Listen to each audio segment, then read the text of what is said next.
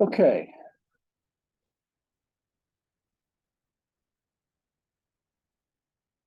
So we talked initially at the beginning of the importance of marketing channel strategies and how valuable it is. As I said before, 1/3 of the world's domestic GDP is wrapped around channels and sales.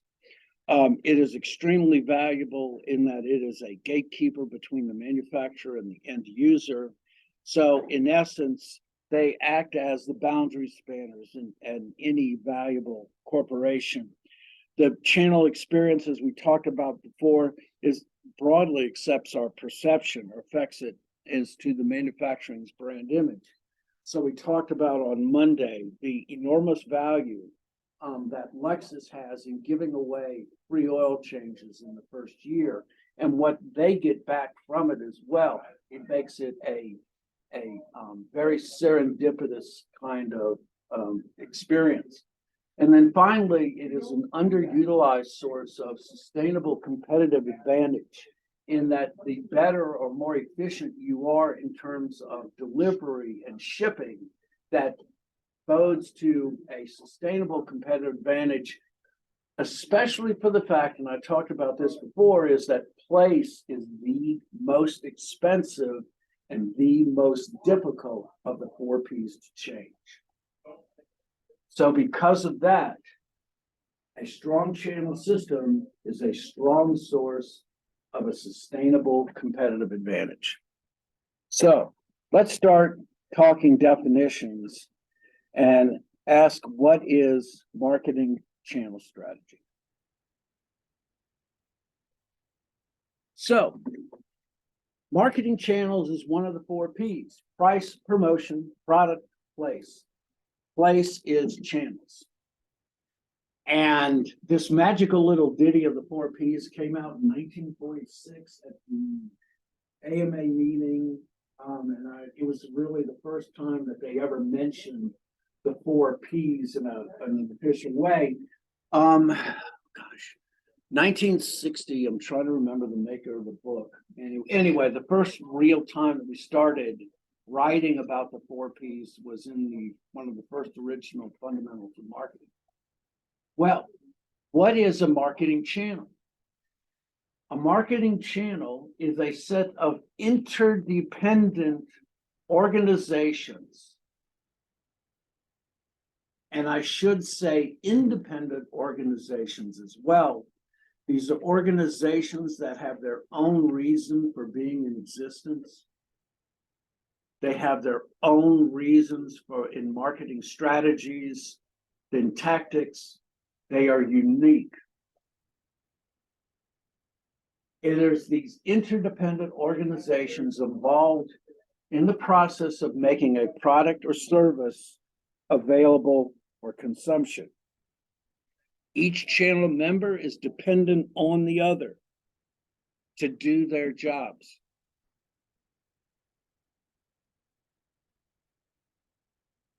Many entities are involved with many links.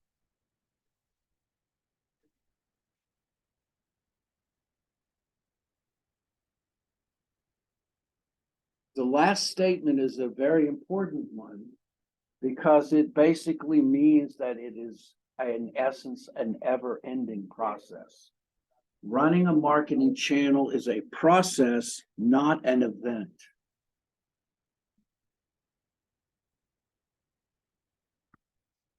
Pardon? Oh, great way of saying it. So we have the Analytics Summit coming up at April 28th. It is a hard fixed date where everything is before and after, all right? Everything leading up to the process of the event has nothing to do in many ways of what's happening afterward. Whereas the marketing channel system is a constantly evolving thing in which there's a never-ending kind of circumstance, all right? So one of the things Jag Shep, who is one of the great marketing gurus, said is that marketing is context-driven. And what it means is that as the context changes, marketing changes with it as well. Marketing is a process. It is a never-ending, constantly changing, no single fixed point in space. The fundamentals are always the same, but the fundamentals must change with our consumers. Because if our focus is the consumers that are in these seats were not the same consumers 10 years ago, or the same ones 10 years before that. And so we must always constantly be changing as a process. So buy online, pick up in store is an example of this continuing evolving thing that has been going on for the last 2 or 3 years. We don't have the individuals to be able to do deliveries in this efficient way of less than 30 minutes than it used to be. And so we have evolved our decision-making process to say, it's just simply easier for me to order online and I'll go pick it up myself. This is what I would consider to be a process. Good question. So what are some of the things about the process itself leading into it? Is that distribution takes time to accomplish.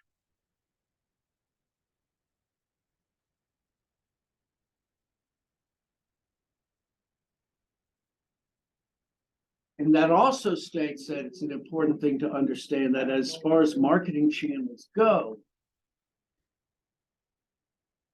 the relationship with the end user is simply not done with when we sell. So one of the important things, commitment trust theory in 1992, you don't have to know this stuff. I'll talk about it later. But basically is that we find it in marketing is that we are more than, just an intermittent sale, that marketing tends to be a long-term commitment to our customers. There is no such thing as a distinct transaction by Theed's description. A distinct transaction would be if I went to go get gas at a store, paid cash, and never came back again. We know that's not true. We know that there's a relationship that consumers usually want, and we have to find ways of accepting that. And so the example is that a hospital demands post-sale service after purchasing a piece of medical equipment. I've had the dubious honor of watching an open MRI go into a hospital one time, and just imagine the complexity of that particular item. It just doesn't end at the point I sale and go away, all right? So realize that in the process makes the product or service available for use and consumption. And so the process of buy online, pick up in store means that for the individuals that are in the store, they know that as soon as that online order comes in, that all they have to do is simply throw it in the oven and it's done. It also relieves them of a certain amount of load as well. The process also goes in when you have to make deliveries as well. And when you have fewer drivers, you have to basically bundle up deliveries, and there's nothing to do about that. Well, why? What do we do all of this? Well, the purpose is to satisfy the end users. And they can be either consumers or the final business buyers. And the difference between a wholesale and a retail sale has to do with the buying motives, which we'll talk about in retail. Okay. But what this basically says is that channels are a process, one that's always evolving and very exciting, all right? The key behind it all is that all the members should focus on our end users. Entrepreneurship, or those that are entrepreneurs, know that they have unlimited opportunities with limited needs. We all lived in a fixed point in which our limited resources have to be maximized. And so one of the ways that we want to be able to do this is to make our channels a strategic asset, not a drain. And this is one of the difficulties about channels, is that it is considered one of those necessary evils of doing business, for the lack of a better word. We got to deliver it to there, just get it there. Whereas if you're really concerned about achieving success, it can be, it can be one of those sources of competitive advantage. And certainly Walmart understands this better than anyone else. Second, I would say Amazon. What makes Walmart so unique is they have what I consider to be global warehouses in every single location they have. All right. And so what do these extra things do? Well, they increase customer satisfaction. They help to reduce distribution costs, especially when we invest in channels to make it more efficient. It minimizes rivalry because it's one of those ways that makes us distinct. We're different from our competitors. Lexus separated itself from the other automobile manufacturers by providing an extra source of value in the delivery process. And we know this, and this is research that's done, is that efficient, superior marketing channels results in a superior financial performance.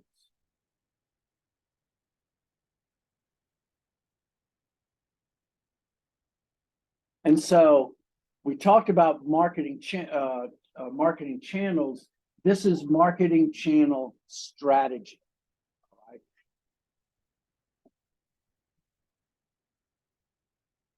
So the channels are the pieces. The strategy is the activities that are focused on designing a channel system to enhance the firm's sustainable competitive advantage and support performance. It was in Walmart's best interests to buy Jet.com in 2014 and invest heavily in the online experience, not because they wanted to take money away from the retail establishments, but they wanted to expand their market to include those individuals who order online.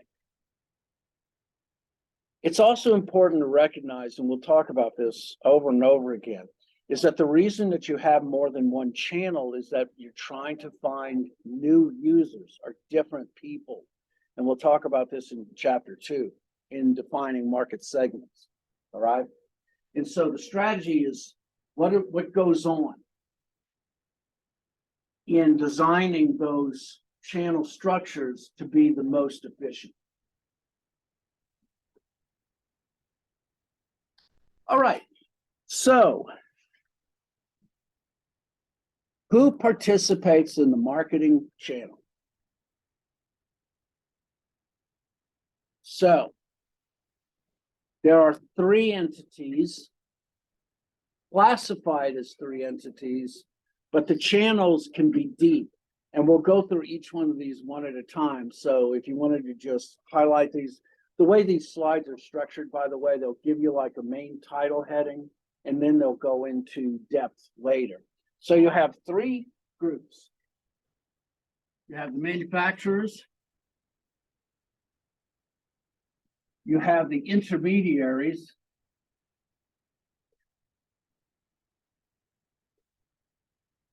and usually these are wholesalers, retailers, and specialized intermediaries, and the consumer. And I will touch on this again because the consumers perform channel functions. And I'll say it over and over again. So these are the 3 headings. And so now we're going to talk about them one at a time. The manufacturer is the producer or the originator of the product or service being sold. They may not be the creator of the product, but they're the originator. You might call them distributors sometime as well.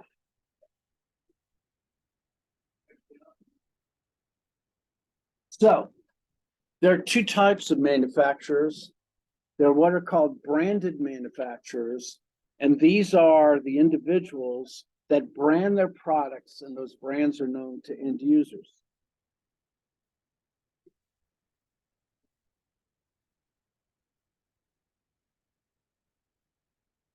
There are also what are known as private label manufacturers who don't invest in building a brand name, but they build perhaps fixed goods and sub-assemblies for someone else.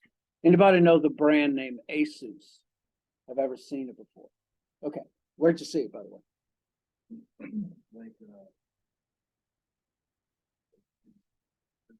you go, you got it. Yes, Asus was a manufacturer. When I used to work in the computer stores, I loved Asus because their motherboards were absolutely bulletproof. You could put one in and you knew that they could take a lot of beating in their time. So Asus was a manufacturer of graphics cards. They were a manufacturer of motherboards.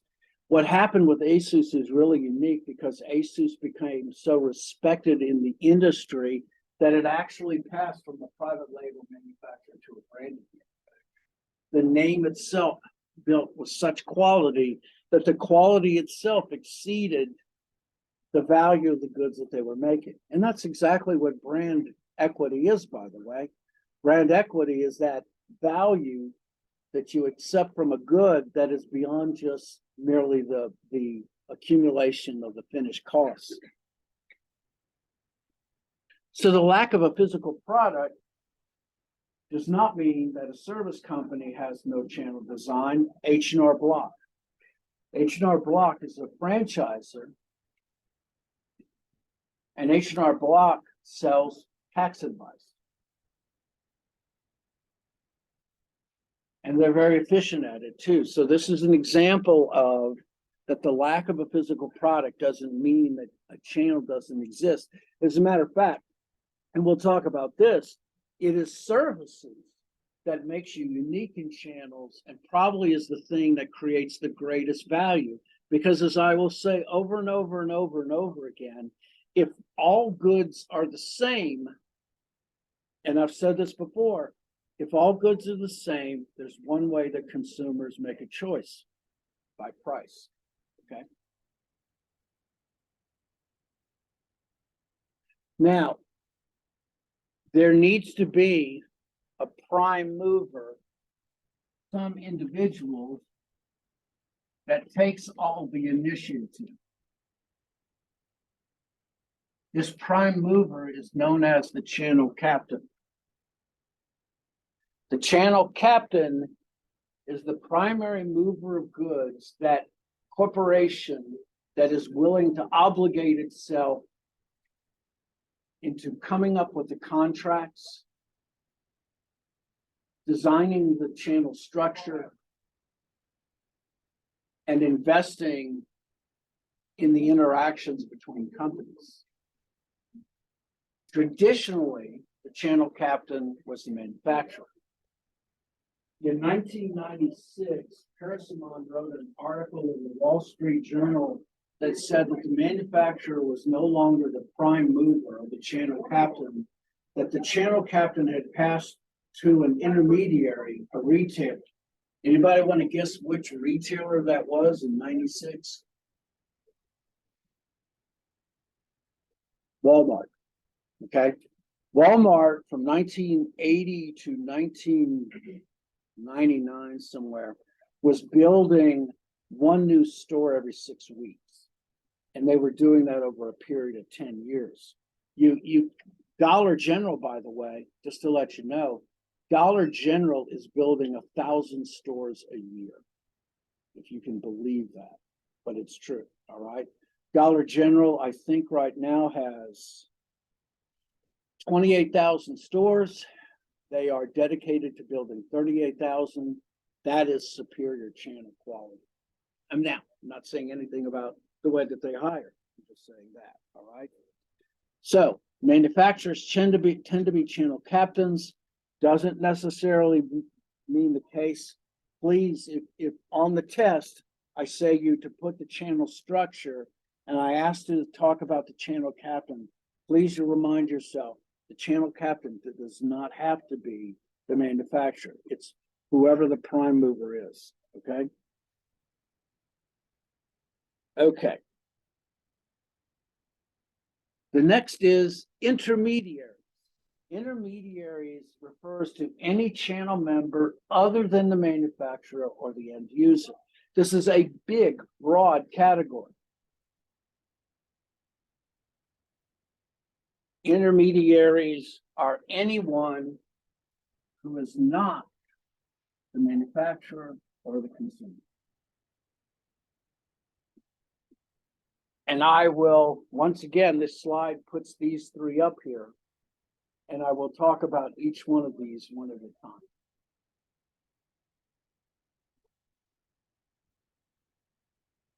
All right, so let's spend some time talking about wholesalers. Wholesalers include a very broad spectrum. They sell to other channel intermediaries, and that is the definition of a wholesaler. A wholesaler is an intermediary that sells to other intermediaries, such as retailers, business end users, but not individual consumers. Wholesalers are unique. They take title to and physical possession of the inventory. It means that when they buy from the manufacturer literally has no other control of it other than the contracts. And if I can control a good and I have physical inventory of it and I have title to it, it means I can set prices.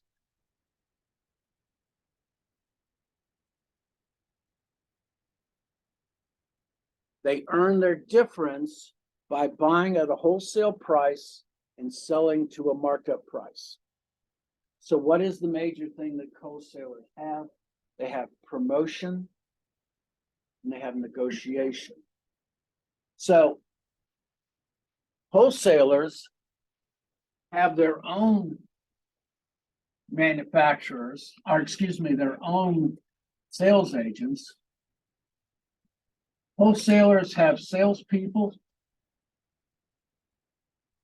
and they have agents. So what's the difference between a salesperson and an agent? A salesperson usually works for an individual corporation, one only. An agent usually is an independent salesperson who has a portfolio of companies that they represent.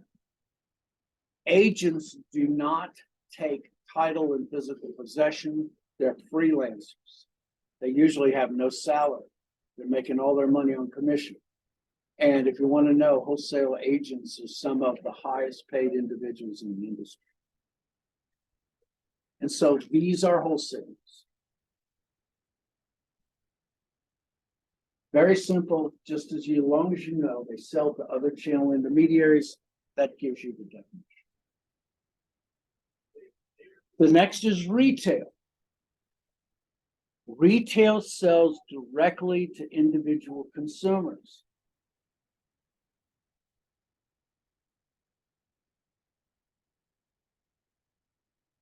They may sell to buyers other than consumer end users, but they are predominantly retail.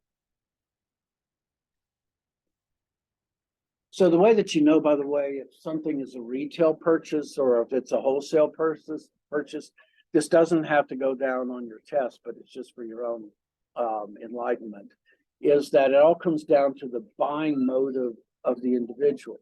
If I'm a consumer and I go into Staples and I buy a ream of paper and I'm using that to bring home to my children to draw on, then that is for personal consumption. That's a retail sale. If I go to Staples, buy a ream of paper, and I use that in the production of selling in one way or another, that's a wholesale sale or a B2B sale, okay? Just remember, retailers sell to the end users. That's all you have to know, really. And even though Office Depot has a significant part of their sales to business, usually their storefronts are what identify them as retail.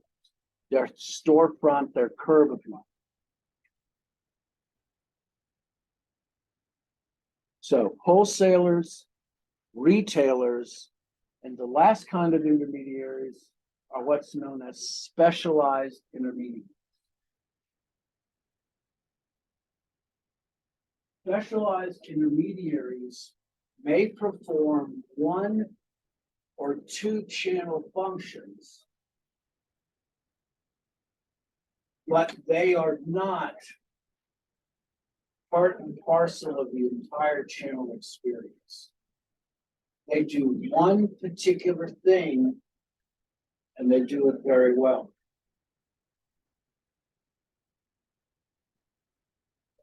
So I'll give you an example.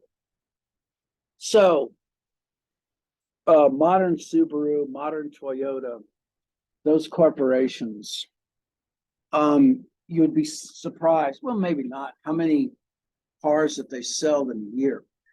A modern Subaru is what's called a franchise, but they're a company name franchise. And so they have certain requirements that in the franchise system, but we know them as to be independent. All right, we know them by their brand name.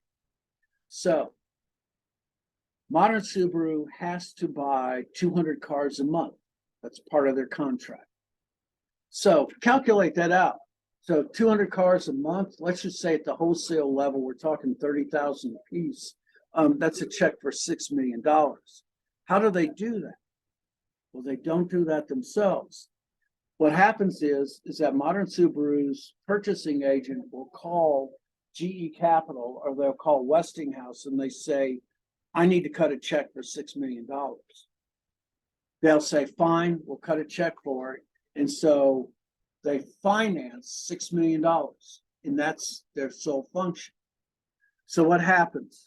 They get those 200 cars and let's say in a month they sell 100 of them.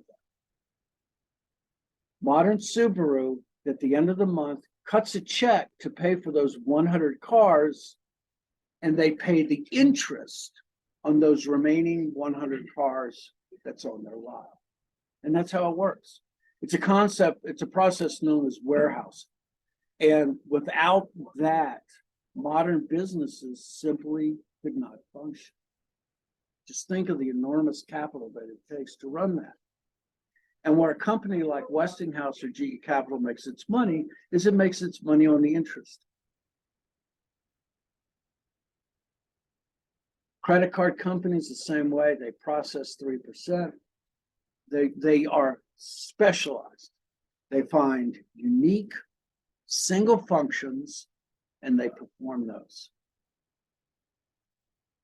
An efficient, this is just a general observation, an efficient channel system has specialized intermediaries.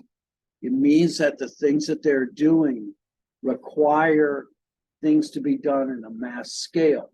And when they're done in a mass scale, they're done less expensive and they're done more efficient.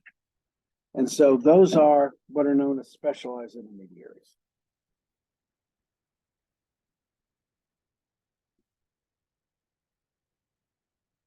The last of our friends is end users. And yes, this is a test question. As I said before on Wednesday,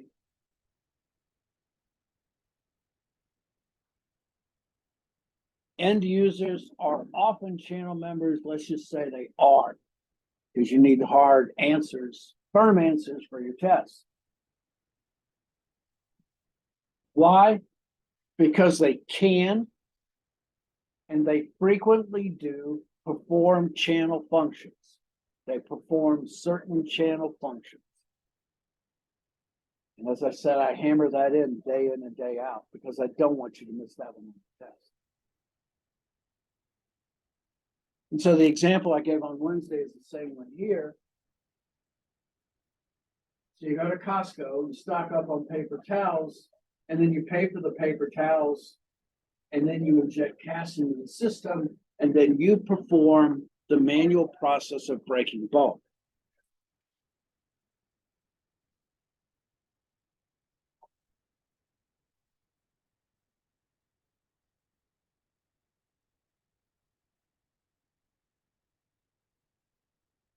I think we'll do why marketing channels exist, and then I think that's a good place to finish for the day.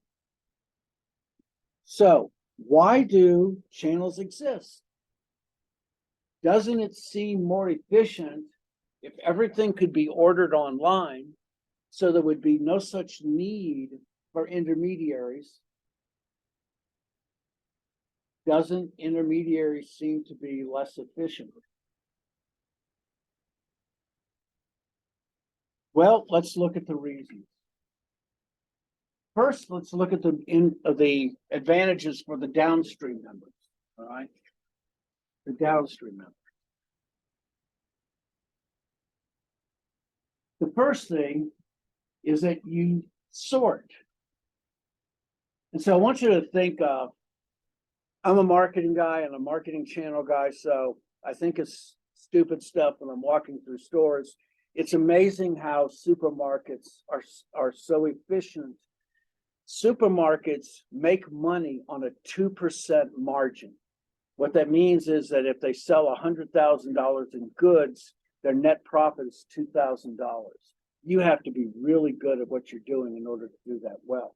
In the average supermarket, they have anywhere from 52,000 to 150,000 different items. And all of this goes on, and it's just a normal day to us. And it's just one of those things. But if you drill down and think about it, it's pretty amazing this stuff happens. All right. So the first thing is you take, let's just use condiments. Talk about mayonnaise. Talk about the other. All right. Condiments.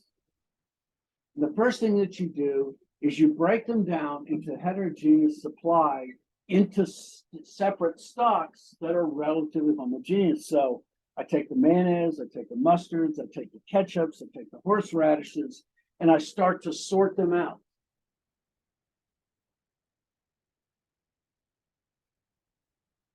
So I order from Heinz, and I do that. The next is I order from Heinz, and then I order from Hunt's, and I order from Coupon, and I order from a bunch of these other people, and I collect similar stocks from a number of sources together into a larger supply.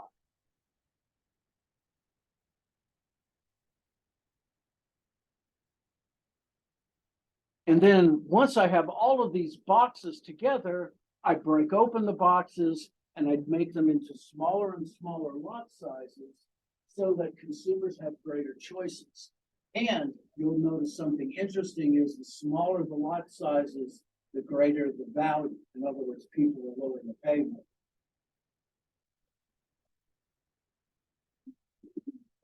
And so this is the enormous advantage for consumers. They sort, they accumulate, they allocate, and then they have this wonderful assortment. So when you're a marketing guy and you're bored, you look at kind of things. Walmart is one of those places that has a reasonable accumulation, but in terms of assortment, they don't have a lot. So here's one of the things you do when you're a marketing person. I went and counted the number of mustards that yes, I actually did this. The number of mustards that Walmart had, and these are the different sizes and different varieties they have, and they had about 27 sizes and varieties of mustards, which is not bad. I go to Harris Teeter, and Harris Teeter on that day had 74 different sizes and varieties of mustard. And so it kind of gives you an idea. Walmart does what it wants, can do what it does because it provides an assortment, but not as much depth. Whereas a supermarket, a really well-stocked supermarket, has a much wider selection. And that's how it does its job, all right? And so what they do is they create possession, place, and time utilities. In other words, they have the goods where you want it, when you want it, at the time that it has the greatest value. And so these are the benefits that consumers receive.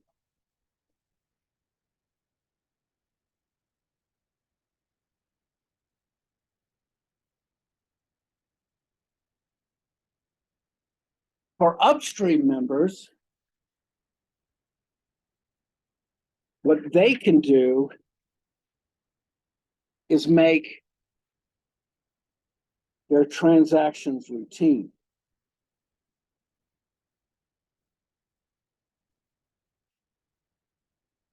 The problem with transactions of any kind is that every transaction is subject to a bargain.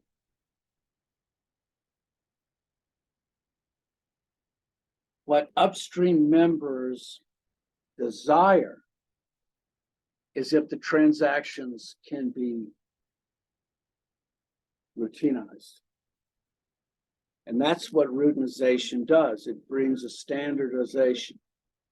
Walmart in 1974 started what was known as the Continuous Replenishment Program, or CRP. They could have come up with a better moniker. Anyway, what they did was Walmart started making contracts that were a year long. But what Walmart did was, instead of getting all 100,000 goods at one time, they demanded that you ship perhaps 1,000, and that's it. Now, what did the vendors get from this? The vendors got immediate access to all of Walmart's goods on their shelves at every store in the world.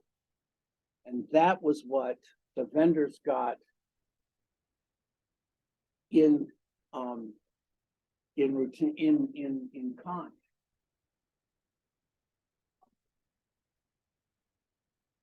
The other thing that having intermediaries do is the intermediaries become collectors. For those corporations, can you imagine a Stokey or a Van Camp having to sell peas to each individual consumer? And so supermarkets and wholesalers become collectors of these requests by consumers. And by having these requests by consumers, they can collectively request from manufacturers those goods, and then they can distribute those goods to consumers downward. And so intermediaries facilitate transactions and the exchange process. And so let me kind of show you a diagram here, and it's going to make it a little bit easier to understand. So I want you to think of these as 10 mom and pop retail outlets, okay? Convenience stores. Think of the manufacturers. Well, let's think of all the sin things. So let's say one is candy, one is alcohol, one is soft drinks, and one is tobacco. Let's go for all the good things. Okay. So if I'm a mom and pop store and I'm trying to go to M&M's Candies or Hershey's, and I'm trying to order from them, it is unrealistic to expect that I'm going to be able to order in quantities that they're going to want to send to me. These manufacturers sell in pallets. Has anybody seen what a pallet looks like? Yeah, I'm glad. I mean, it's great. This is good. So if you understand the size of a pallet, it's inconceivable that any small mom and pop store can actually buy in those kinds of amounts. Not only that, for the manufacturers, I have to negotiate contracts with each one of these small mom and pop stores, and each one of these small mom and pop stores may not even want to go through the difficulty of trying to translate their needs into something that the manufacturer can get. That's the difficulty. However, if I have one wholesaler, that one wholesaler acts as a gatekeeper between the manufacturers and the mom and pop stores, we can start to see efficiencies happen. So think of this if I'm a retail, okay? If I'm a wholesaler, excuse me. I specialize in mom and pop stores. I get to know those stores intimately. I understand when their peak times are and when their bad times are. I know that I can collect all of the requirements by these people, create a bulk order, and I can go to each one of these manufacturers, and in a large size, I can order everything that they need. Then I bring the goods to the wholesaler, I accumulate, break bulk, do all of the things that you're supposed to do, and then I can sell these reduced sizes to the mom and pop stores. Why do we have channel intermediaries? Why do we do this? Because this is a more efficient system. Yes. You have like an example of a centralized system? Well, this would be probably the biggest one is you find this. Another example would be like soft drink manufacturers. Okay. So a soft drink manufacturer, they will actually not necessarily, they will sell the formula and everything else, but it is actually a soft drink maker corporation that actually does all the bottling. Coke is manufactured across the United States by organizations not owned by Coke. But what they do is they're efficient at bottling. So they bottle beer, they bottle Coke, they do multiple things like that, and they can do them in a much more efficient manner. What's kind of interesting to me is craft beer just kind of flips everything on its head because it's a much more decentralized process. It just shows you how amazing things can be. Whereas a wholesaler will collect everything together. In craft beer, we're just the opposite. You know, I mean, we're working in opposite directions. Wholesalers collect the needs of everyone under them. They can buy in large sizes so that these groups don't. They make their money on the margins, and what a wholesaler does is they can negotiate with manufacturers on a much stronger platform than these smaller stores do. So that's how wholesalers work, and they're really good at it. You can also think of a specialized intermediary this way as well. If I'm a retailer, and I don't want to learn as much about credit card processing as just somebody who will do it for me. Credit card companies will process it for me at a 3% rate, and that is a bargain. I don't have to worry about that. Doctors' offices 20 years ago went through a revelation where doctors quite simply are not accountants. So corporations now do the booking for all the doctors. The doctors get their money immediately now, and they charge a 5% fee and they make money. So centralized systems like this, it seems like you're adding a process, but for most goods, it actually is more efficient this way. And so this is the advantage of a centralized system. Okay. All right, we're about to hit heavy water here, so we're going to stop here. We're going to move on Wednesday, talking about the key functions. And we'll talk about the strategy framework, and we might move into chapter. Take care.